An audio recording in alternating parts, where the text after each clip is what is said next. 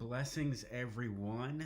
I hope you are well. I hope this day finds you well. Um, Before we get started with today's reflection, just a note that we're having some scary weather just north of us here in Brookhaven. We had some pretty bad weather yesterday afternoon, and there's going to be worse weather all throughout the state. So please, uh, pay attention to the weather today, to local, emergency management organizations, weather organizations, your local weather forecaster, and when they offer those emergency weather warnings, heed them. You might want to go ahead and pull vehicles into covered areas. Do those kinds of things to prepare for hail. If you suffered damage, like if you're in the Kapaya area and suffered damage yesterday, or if you suffer damage today, please let us know so we can start to figure out how we can help one another. Also, if you are able to help, give me an email, fathermcclarty@gmail.com, and we will, or the church email, Redeemer Brookhaven at Gmail. And we'll start to gather a list of people who can help, whether that's, hey, I've got a chainsaw, hey, I've got, some coolers or something. That way we have like a resource list of how we can deploy helping hands for those who need it. If we need to gather a group of people to go to someone's house to help them clear debris, we can do that. So let's try to get a list of people who are willing and able to help if we need them. Hopefully we won't need. Every time I do this, I start talking this early in the morning, and I stretch out my jaw. I'm not tired. I'm not bored. I'm just not used to using my jaw this much so early in the morning. Excuse me one second. Coffee. Hopefully we won't need any of the preparation that we line up. I would love for people to volunteer to be able to go help someone if it's needed. Hopefully it won't be needed.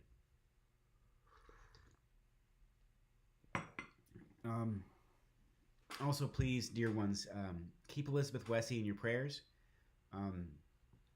Her recovery is difficult, and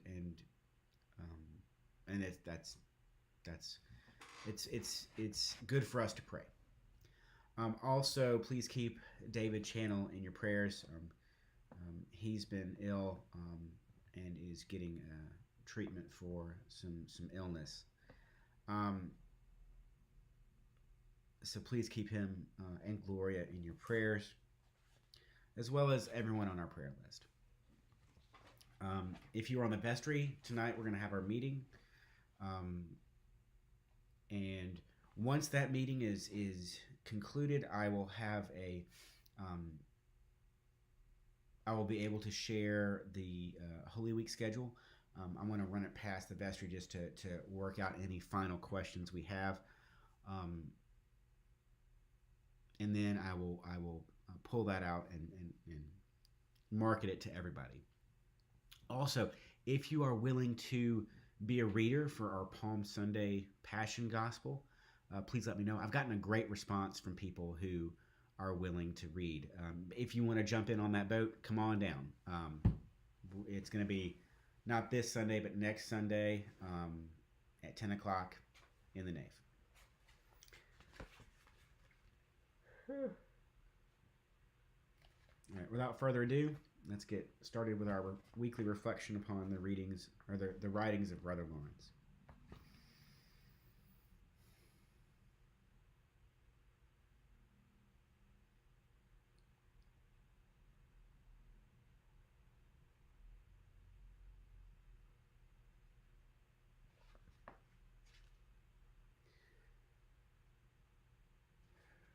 All things are possible to him who believes. They are less difficult to him who hopes. They are easier to him who loves, and still more easy to him who practices and preserves in these three virtues. Brother Lawrence.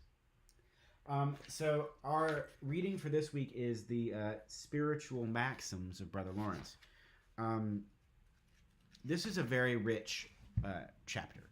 I feel that the last chapter, the letters, or the conversations, helped, at least for me. Excuse me. More coffee.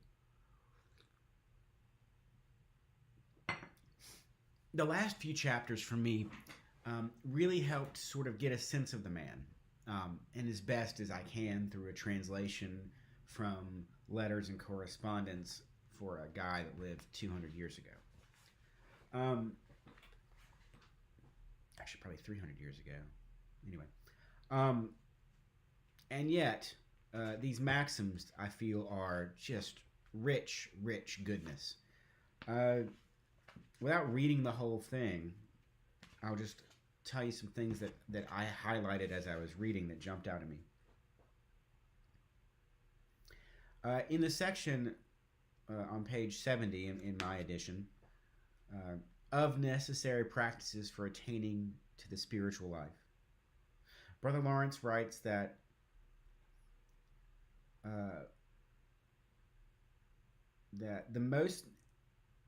the practice which is alike the most holy and the most general and the most needful in the spiritual life is the practice of the presence of God, obviously. It is the schooling of the soul to find its joy in his divine companionship.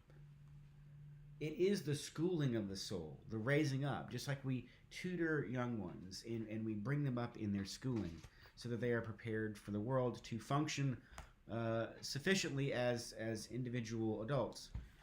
It is the schooling of our soul. It is how we bring up our own soul and school it, much as we school our children. Practicing the presence of God prepares our soul for divine companionship, much in the same way that we prepare our young ones for life on their own out in the world. On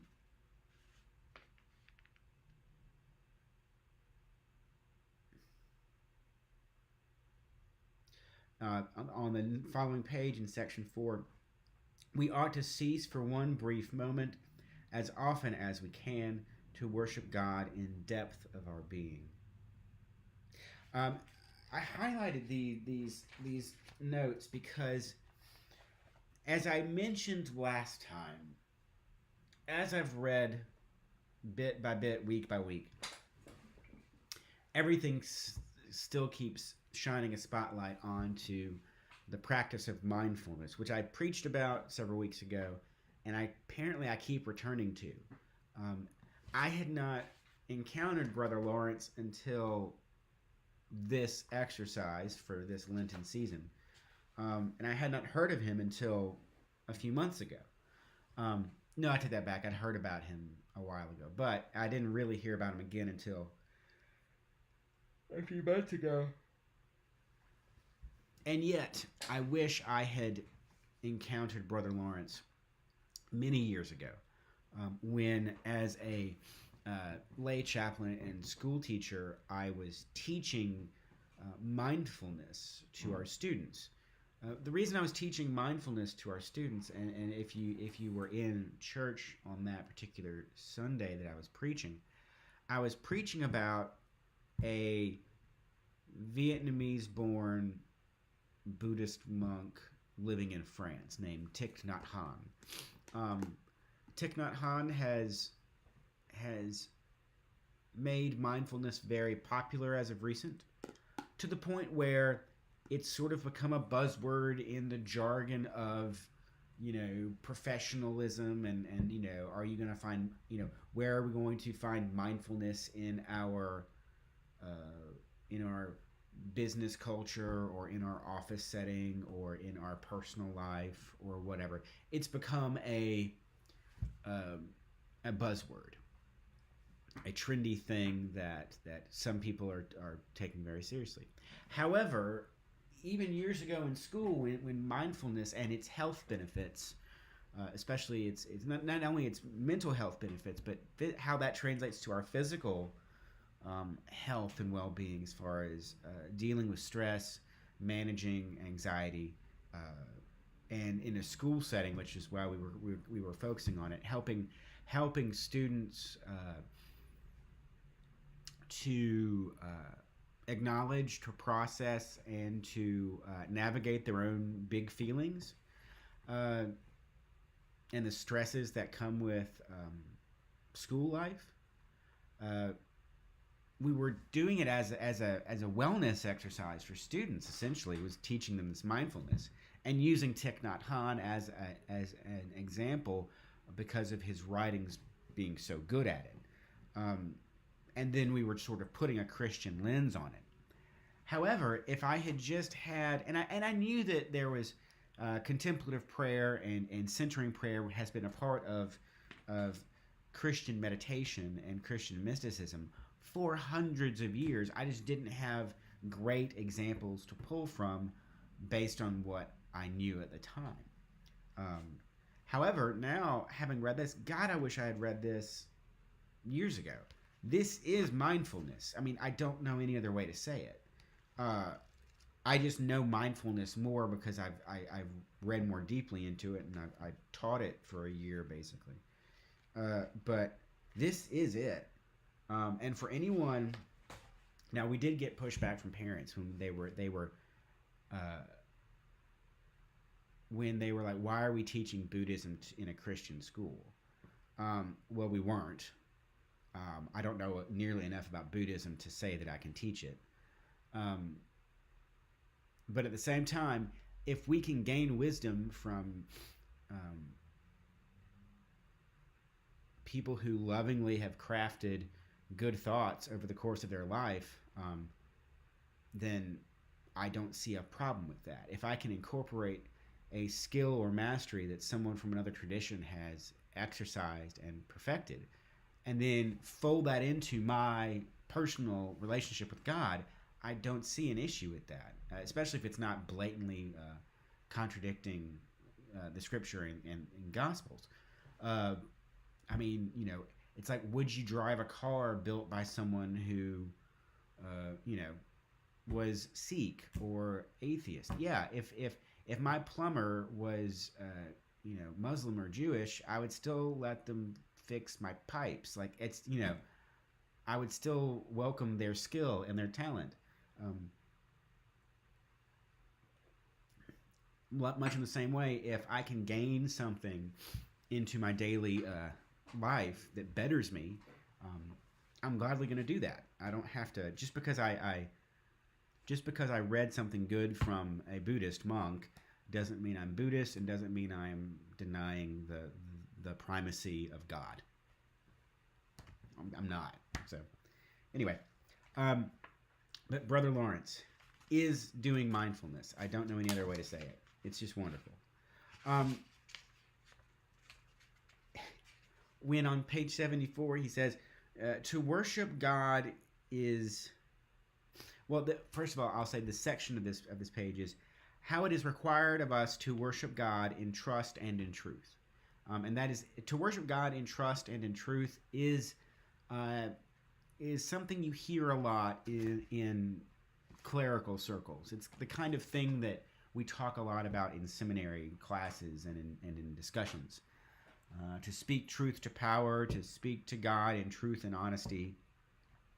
Speaking to God in truth is a phrase that gets thrown around a lot.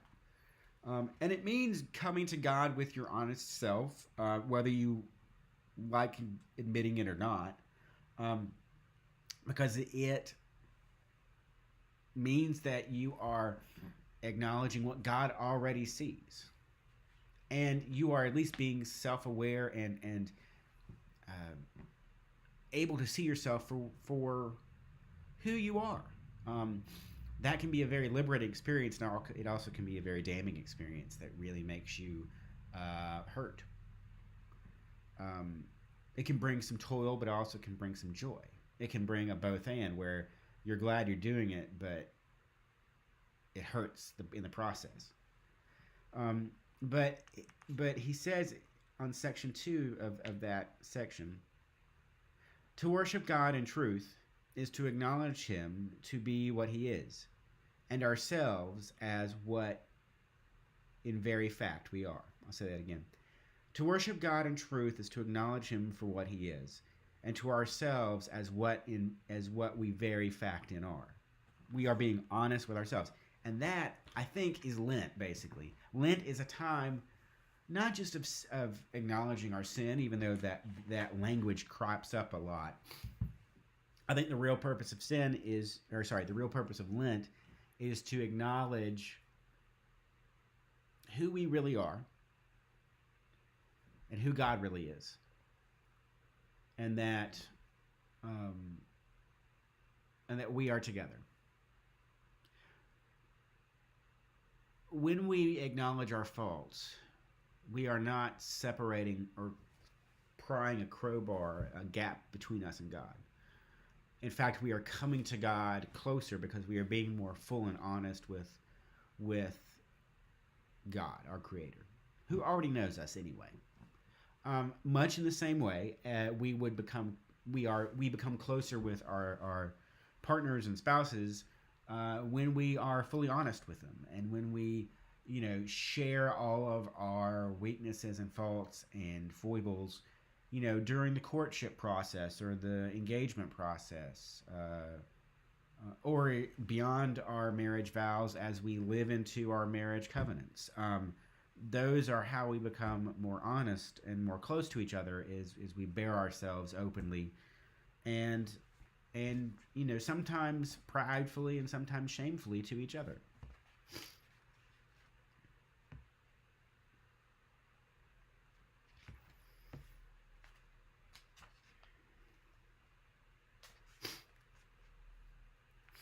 All right, on page 77 of my...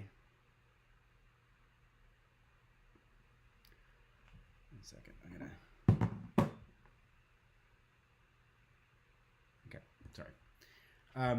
Page 77 of my book, under the Presence of God section.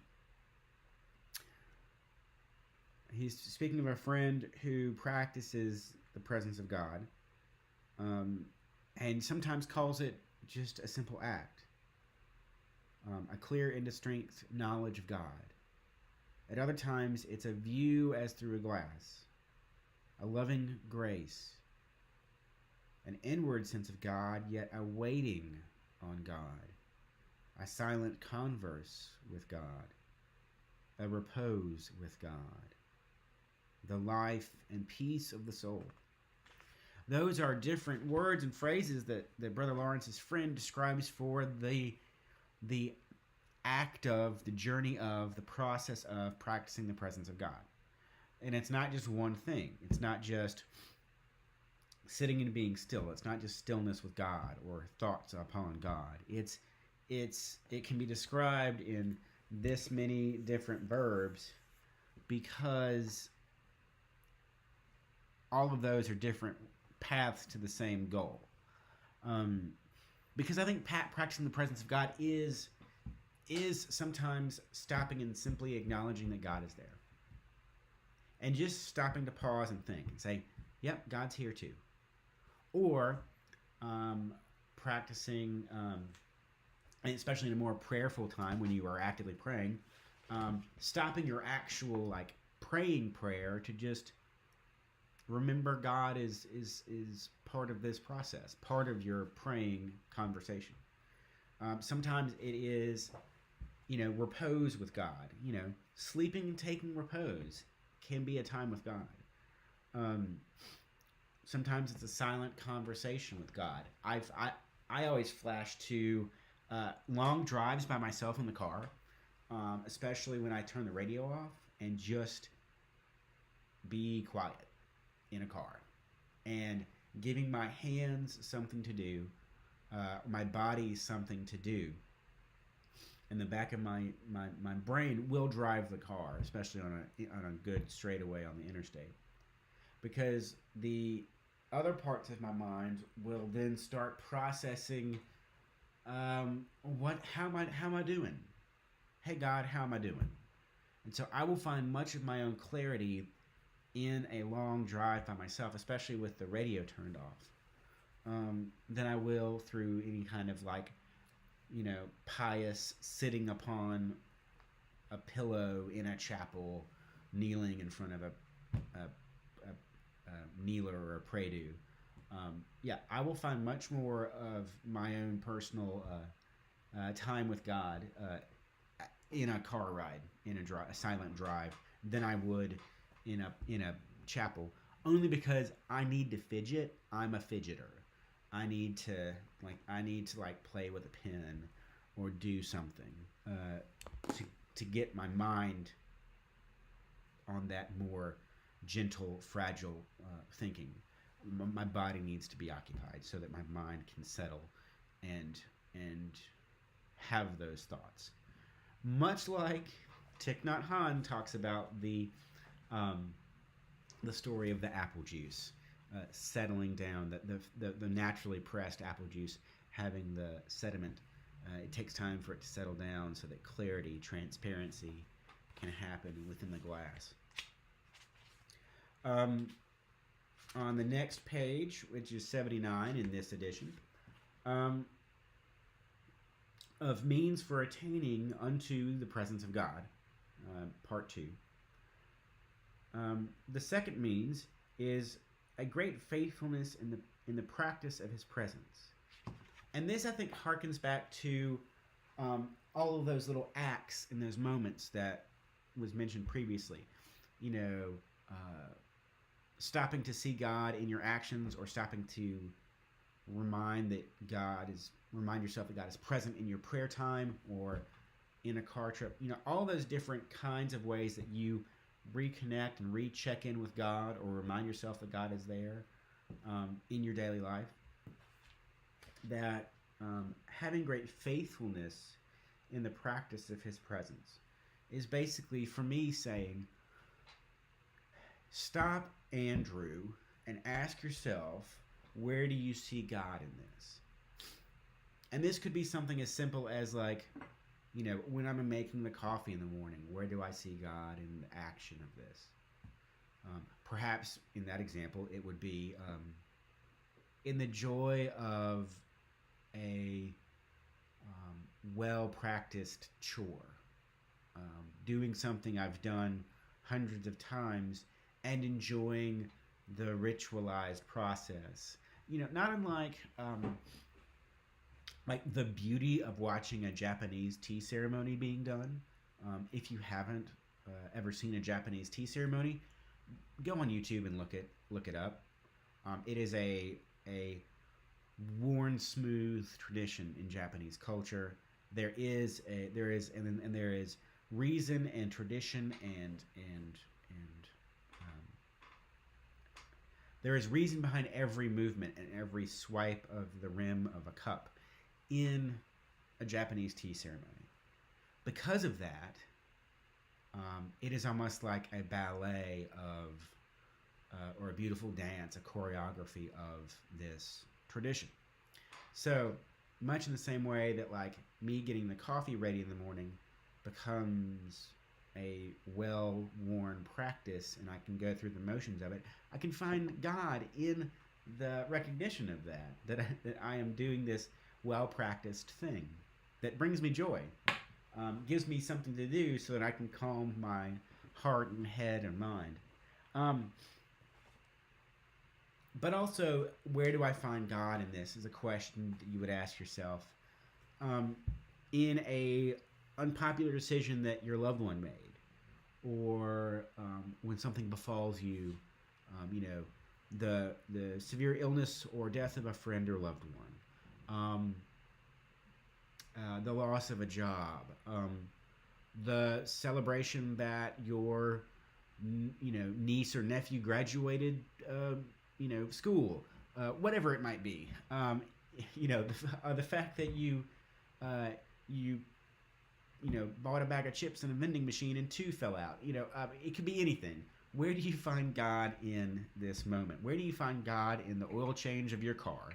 I think that stopping to ask yourself that question will help you remember that God isn't just in the church building behind me on Sunday mornings, but is in the most mundane, like getting your oil changed or folding your laundry or, going to work. Perhaps you are, perhaps you're, bored with your job. I remember previous jobs that had me feeling very bored and frustrated. And I had to regularly ask myself, where am I finding God in that setting? And you can remember that you are providing a good service for the company. If it weren't for you, then X or Y couldn't get done, and the whole machinery of that business, of that workflow, would be interrupted. Everyone else's work depends on your work, just like your work depends on their work. At least somewhere in the web of that business system. So you are part of a needed machine, a needed system. That said, also, when it came time for me to leave that job, I also found God in that decision, because I knew that part of why I had that position was, one, it was a good position for me at the time, but it also helped me discern the next kind of work that I wanted to do, and that I found to be a much more meaningful type of work for me. And I ended up changing careers for 12 years. I became a teacher until I went to seminary. So I think I needed that previous job to help me know where my passion was, and I ended up spending 12 years after that blissfully as a teacher. Honestly, I didn't like leaving being a teacher.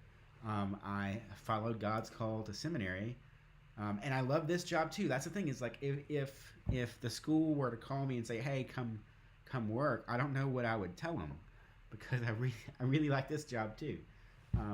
And I am blessed that I have two career paths that I find very satisfying, and that I have been blessed. Anyway, that's me talking about me. I'm not doing a confessional booth in a reality TV show here. All right, so that's my section on spiritual maxims.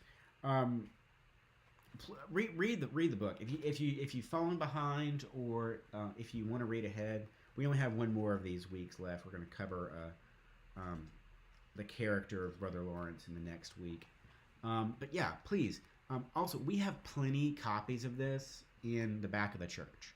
So if you've missed out for these weeks, seriously, just go get. I mean, we paid for them; they're free.